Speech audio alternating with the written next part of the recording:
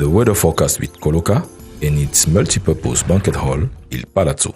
Bonsoir et bienvenue à ce nouveau bulletin météo. Between tonight and tomorrow morning, the weather will be calm in most parts of the country with a possibility of isolated rains on the southern border near Grand Batanga. We would have the lowest temperature in the far north and Adamawa regions at 15 degrees, the least in the east and west regions at 14 degrees, 20 in the south, 17 in the littoral, and the southwest region having the lowest temperature at 22 degrees. Next, we take you over to the north region where tonight we have no chance of precipitation in the region and the same experience by morning with Poli and Cholire having the least temperatures. Next, we take you to the center region where tonight we have a 0% chance of rainfall and same thing by morning with Yaoundé, Mfu and Nangai Boko having the least temperatures at 21 degrees. And the northwest region tonight has no possibility of rainfall and same thing by morning with Fundong having the least temperature at 13 degrees. I encourage you to make our time and go see what the Nsé Bamesing pottery in Bamenda looks like. Thank you for watching and stay tuned.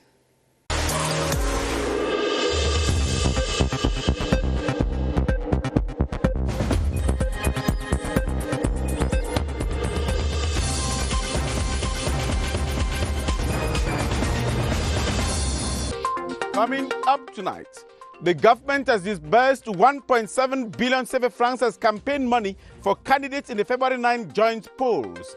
Minister Paul Atanganji is inviting political parties to come for their share. Young graduates are receiving training on enterprise creation and management as the presidential support program for their employability is launched in Yaoundé.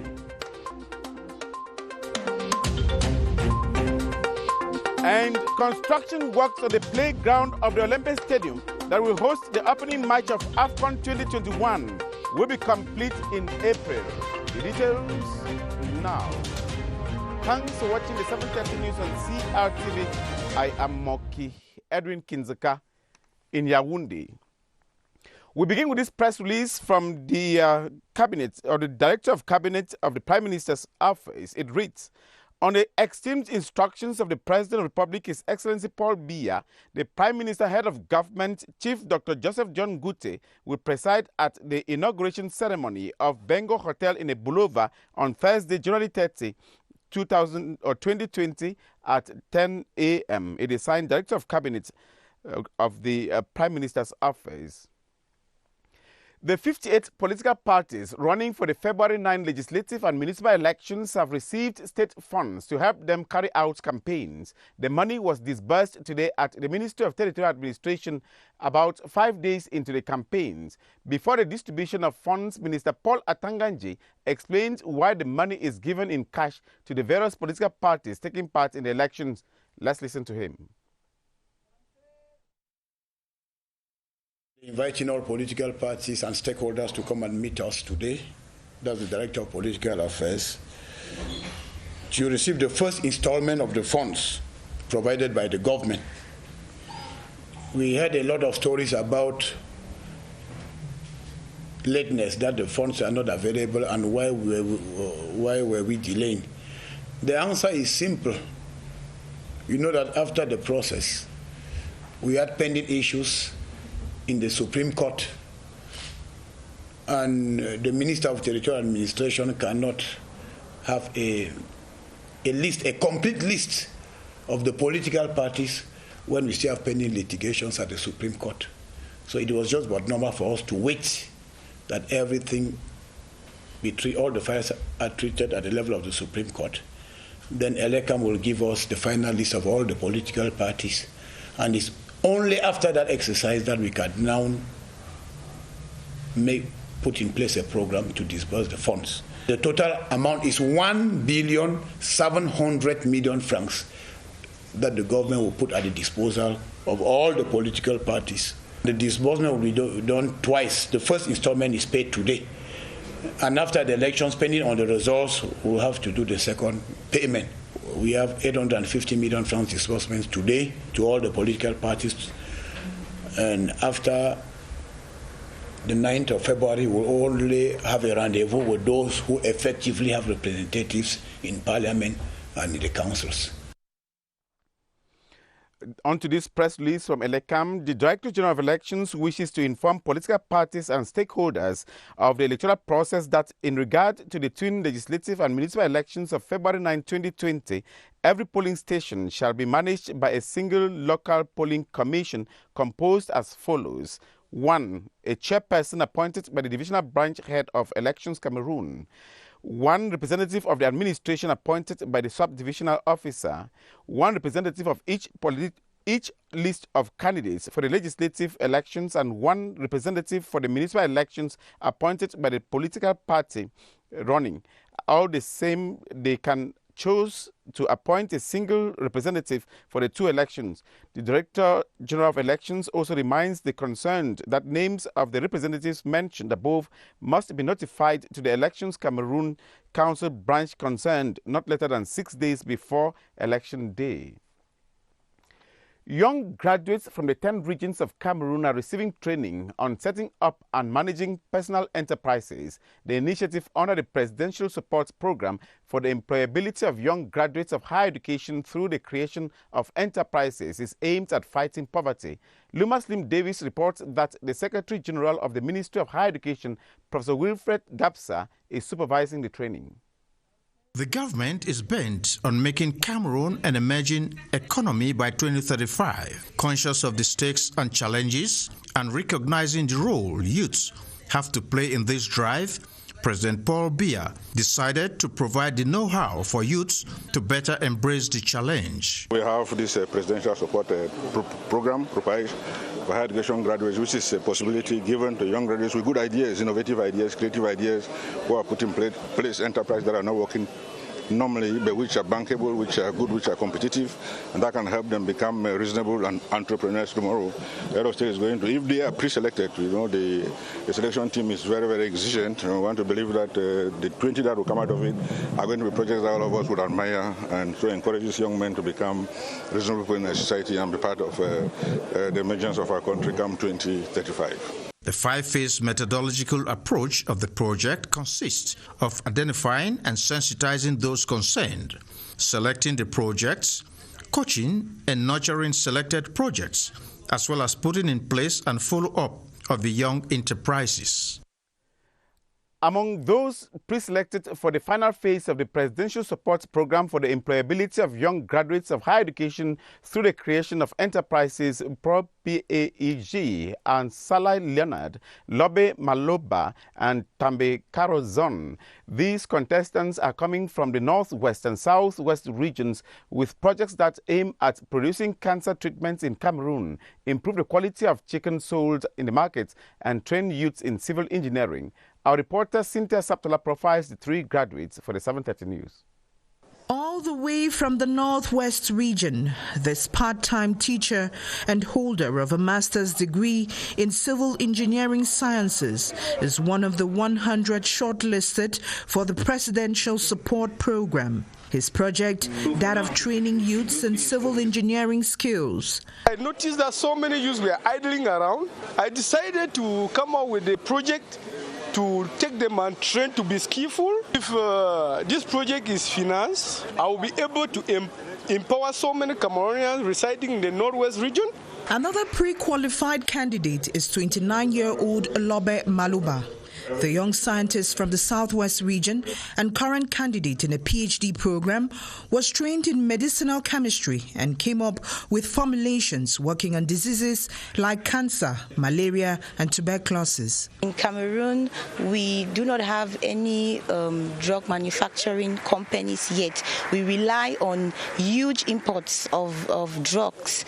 We came up with these formulations that we have tested, and they are working for cancer, malaria, and tuberculosis. That if we are funded, we'll be able to bring this project up to maturity. And then there is Tambe Corazon with her bachelor's degree in law, who has decided to improve on the quality of chicken by building a modern battery cage system in poultry farming. My vision for my project and my country is to eliminate the importation of poultry, of fowls to be precise, into Cameroon. It is not the love for chicken, it is the love for food. These 3 brilliant minds are amongst those pre-selected who are currently undergoing a training before presenting a well-calibrated business plan before a jury in order to obtain the presidential support. The Electricity Development Corporation, EDC, has signed a partnership agreement with the Moroccan powerhouse CGLEC to extend transmission and distribution networks in the country. Under the terms of the agreement, supply will be extended and reinforced in Betua Abombang and Betua Baturi networks. Dorothy Areagbo reports. Ongoing efforts to increase the national power supply in Betua Abombang and Betua Baturi has resulted in a partnership agreement signed between the Electricity Development Corporation and its partner CGLEC Morocco. The agreement materialized into the construction of a 185-kilometer high-voltage transmission line in the east region of Cameroon. We are now in position to ensure that after commissioning the power plant of the Lompanga, roughly between June to November 2021, we will be in position to electrify 150 villages in the East region. We are now very confident that we will reach this target. The contribution of the government and the Development Bank of Central African States stands at 13 billion CFA francs to fund construction of the 90/30 kilovolt Betua Abombang Betua Baturi high voltage line. We can expect that in 3 months we will start deforestation and to start the civil work for the overhead line construction and for the substation in Baturi and in Abombang. The project will last 24 months will be of benefit to the population, local communities, as well as private and public institutions. For several months now, investors in southwest, northwest, and far north are being granted fiscal benefits following a prime ministerial decree declaring the regions as economically distressed areas. In continuation of our series on tax innovations, we look at the points put in place by the governments of Cameroon to revive economic activity in crisis-struck regions. They include tax exemptions on patent and real estate, as Caris Aretakan reports. The northwest, southwest, and far north regions of Cameroon, 3 localities hit by armed conflicts. Attracting investors to these economically distressed zones therefore calls for appropriate job and wealth creation strategies. Businesses willing to open their doors in these areas in their first venture will enjoy a tax waiver on a number of procedures required for the project. They include patents and real estate. These benefits will equally be extended to the operational phase of the business in the first 7 years.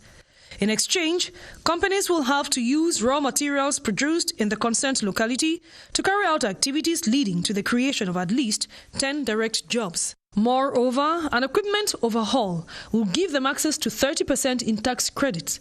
The threshold has been set at 100 million CFA francs. For already established businesses, tax exemptions deal solely with new investments. Enterprises already operating in economically distressed zones, those implementing new projects, and those affected by the crisis and involved in the rebuilding of their production centers are eligible. Regarding new investments, the fiscal benefits are subject to the prior approval of the Taxation Department, contrary to the tax credit. For their part, enterprises will be expected to submit the nature and statement of investments to the appropriate tax center, as well as documents to justify their claims. The Minister of Finance has congratulated the Customs Department for its immense contribution to the 2019 state budget in spite of the security setbacks in the country. Speaking yesterday on the occasion of International Customs Day, Louis-Paul Motaze said over 971.7 billion was raised with a surplus of 46.7 billion compared to 2018. Beatrice Ngum reports on the contribution of the Customs Department to Cameroon's economy. The battle to swell state coffers during the 2019 year was fought by the Customs Department on several fronts. The department had to mobilize budgetary resources, facilitate exchanges, and fight cross-border and transnational crime. Security crises in the far north, northwest, southwest, and east regions led to the closure of borders for a while. Yet, the Customs Department still kept the momentum. In 2019, they, amid these crises, successfully mobilized 971.7 billion CFA francs with a surplus of 46.7 billion compared to 2018's global customs performance, which stood at 925 billion CFA francs. Besides their steadfastness in a crisis environment, the department also succeeded in fighting the circulation of fake drugs, arms and munitions, and other dangerous products. Through the Operation Halkomi, the Customs Department reportedly seized over 600,000 tablets of tramadol and 450 munitions. Thus, the Customs Department's contribution in making the economy resilient in crisis time is visible in these terms. A fake state prosecutor who had succeeded to get detainees in judicial police and gendarmerie custody released without due trial has been arrested by the National Gendarmerie. The man is an ex-convict who used the corporate telephone numbers of the police and gendarmerie detention units to deceive less vigilant officials. Killian Dandifon reports on the modus operandi and circumstances that led to his arrest. He looks so simple here, but on the phone he is an underground state prosecutor who calls the judicial units of the police and gendarmerie act on his orders. I cannot tell how he managed to get the corporate phone numbers of the police and gendarmerie, but he used them to call the various judicial posts, passing for a state prosecutor. It had become a common phenomenon that several complaints came from detention units about this underground state prosecutor.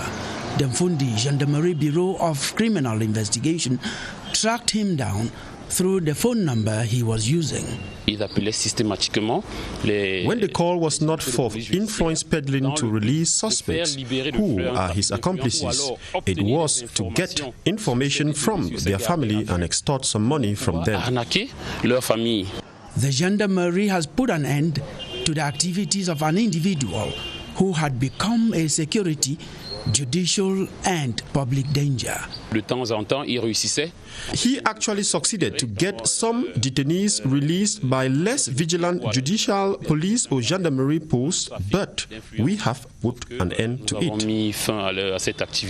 The suspected fake state prosecutor is an ex-convict from Kongsamba prison and is going to face the official state prosecutor to start a new cycle of criminal procedure. Representatives of 7 Central African countries are taking part at a sub-regional seminar for staff of national commissions for UNESCO. The aim of the training is to reinforce cooperation and render the UN body more effective in ensuring inclusive and quality education while providing lifelong opportunities for all. The opening ceremony of the seminar was at the headquarters of the National Commission for UNESCO, and it was chaired by the President of the National Commission for UNESCO in Cameroon, Professor Laurent Serge-Tuningwa, who is also Minister of Basic Education. In continuation of our series on defamatory conduct in FM radio stations, we look at the responsibility of media houses in screening content and gatekeeping. Beatrice Losamba reports that penalties for defamatory content could range from fines and jail terms to even the closure of such radio stations. At prime time, local radio stations in Cameroon tend to serve interactive programs to listeners who can call in and speak their minds too easily. Some observers have termed the 10 a.m. to midday broadcast niche on local radios as jungle time, as they breed grey area statements that can be construed as defamation. Any act, word, cry, utter, directly or indirectly, that injures the honor or reputation of a person without the person who is preferring this act or this defamatory act, any proof Where press freedom ends, some defamed person's rights starts.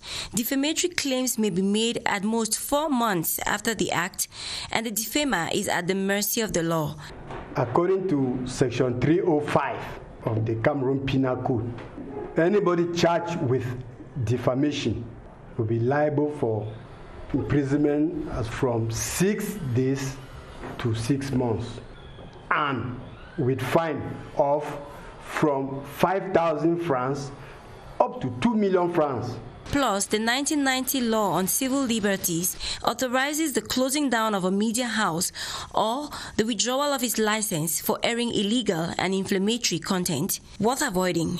They can recognize that they didn't check the facts when they took it on air, that they didn't care about equity. If defamation cannot be talked of in court or at the National Assembly, it is common talk on media platforms which have to be more careful to avoid the hammer of the law. The 15th edition of the Honorable Kavai Yegi Jibril Excellence Award has taken place at the Madak Chiefdom in Mayo Sava Division, with over 700 outstanding pupils receiving prizes of encouragement. The SDO for Mayo Sava, Louis Florent Riboem A. Mogam, lauded the initiative that encourages children to perform well in educational establishments. Esther Kima reports.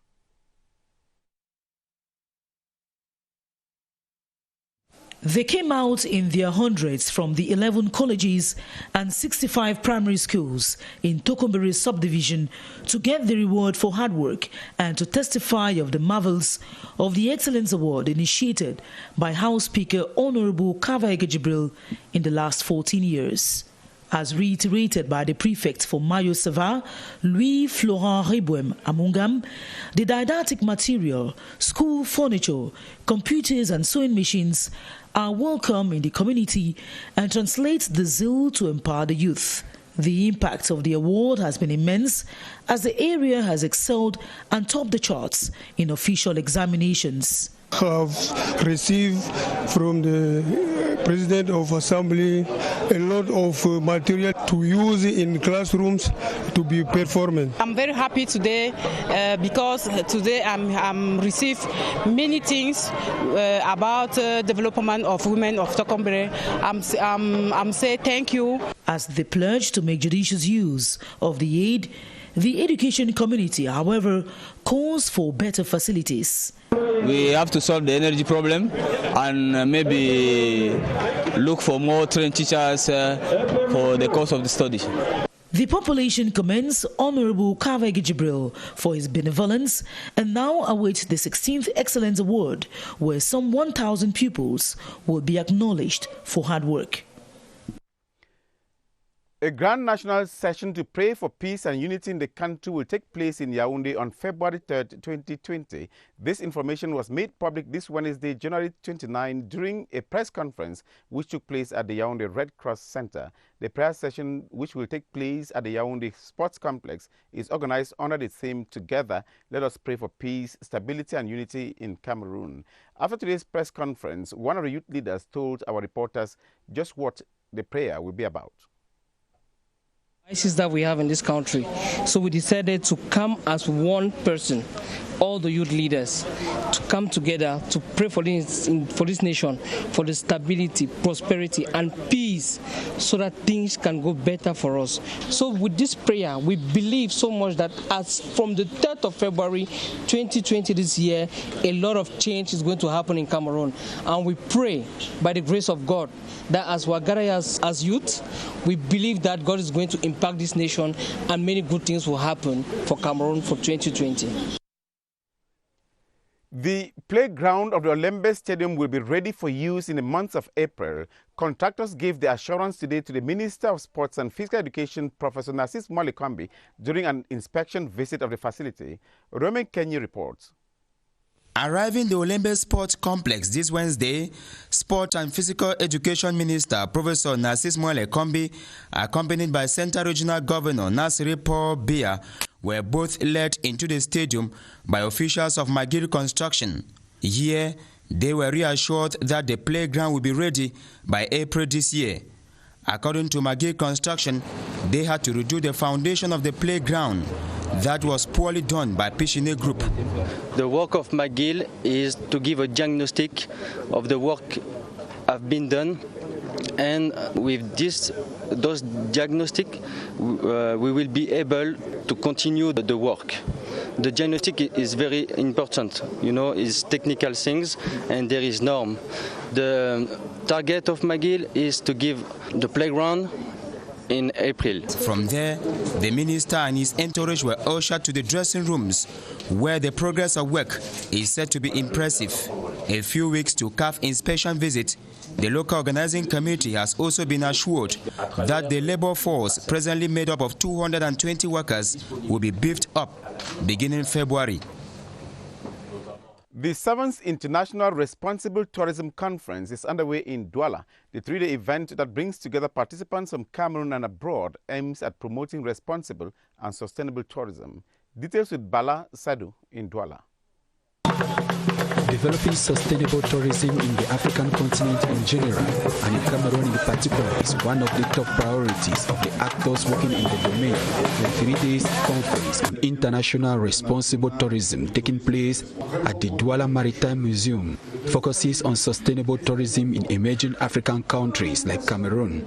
At the level of the Ministry of Tourism and Leisure, we accompany and encourage this initiative because it is an opportunity to sensitize each and everyone on the challenges of the responsible and sustainable tourism, particularly at this moment where we are about to host 2 major sporting events which will attract a lot of tourists. The objective of this 7th International Responsible Tourism Conference is to evaluate development issues related to sustainable tourism and to make the public aware of the benefits of sustainable tourism, an occasion for the Cameroon National Shippers Council to valorize the image of the country. We are proud to host this event in our country. We in Maritime Museum, we are going to bring our contribution for the success of and the welcoming of all the foreigners who are going to come in Cameroon. The president of the international non-governmental organization known as Tourisme Sans Frontières, Marc Dumoulin, reiterated the importance of such meeting in Cameroon. The 7th International Responsible Tourism Conference is placed under the theme Promoting and Developing Responsible and Sustainable Tourism, adapted to ecotourism, coastal areas, cultural heritage and tradition. This announcement, the Director General of CRTV hereby announces with deep regret the death of Mr. Billy George Carson, animator previously in active service at CRTV Center. He passed away on the 14th of January 2020 in Yaoundé due to a prolonged illness. On this sorrowful occasion, the Director General extends his heartfelt condolences and those of the entire staff of CRTV to the bereaved family. For the Director General and by delegation, the Deputy Director General Wangibe Emmanuel. That ends the 7:30 news on CRTV. I am Moki Edwin Kinzikan Yaoundé. Thank you for watching.